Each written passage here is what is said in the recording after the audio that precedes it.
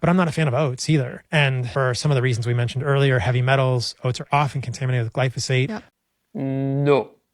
Let me stop the video already here. Almost everything we eat nowadays is contaminated, whether you want it or not. Paul Saladino mentions that oats are contaminated with glyphosate. Glyphosate gets commonly used in agriculture. Let's have a look at how much oats you have to eat in order to reach the ADI of glyphosate. The ADI is an acronym for Acceptable Daily Intake. ADI basically means that you can eat this amount of glyphosate every single day for the rest of your life without causing any appreciable health risks. And what is exactly the ADI for glyphosate? As defined by the European Food Safety Authority, the acceptable daily intake for glyphosate is 0.5 milligrams per kilogram of body weight per day. For all the Americans watching this, 1 kilogram is 2.2 pounds. Now, the next question that we have to ask ourselves is how much glyphosates are in oats? To answer this question, I would like to use the highest amount of glyphosates found in oats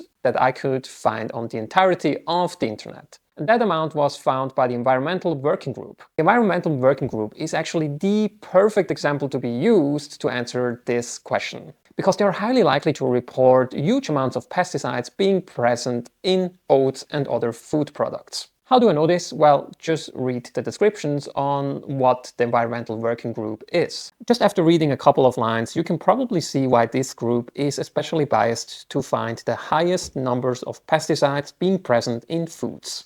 And again, let's take the highest amount of glyphosates the Environmental Working Group has found in oats. And the highest number that I could find on this page was 3,000 parts per billion. They also state that the sampling size of the same products has come down to 500 parts per billion, or even lower than that. Let's take 3,000 parts per billion. It took me a while to find out the sample size of oats that the Environmental Working Group tested.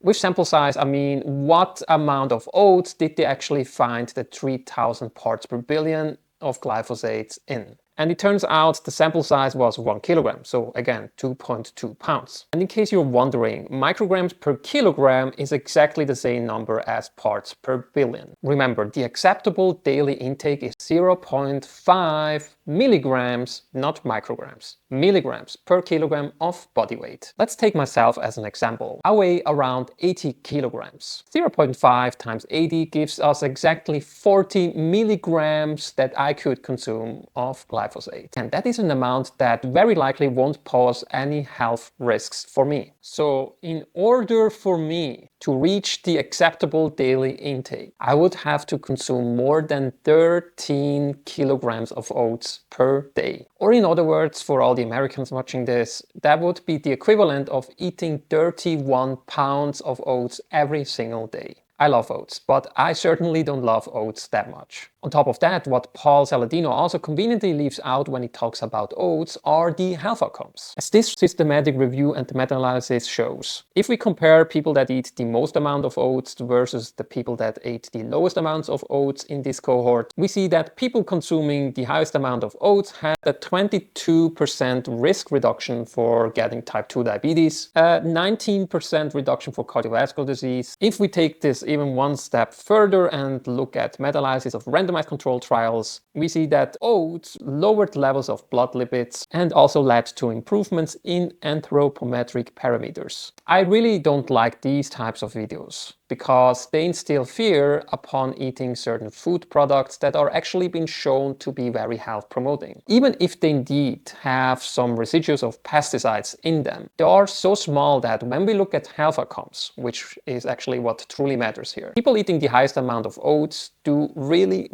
good in the long term. What are your thoughts about this topic, and how much oats do you eat on a daily basis? Feel free to let me know in the comment section. Thanks for watching, and I'll see you during my next video.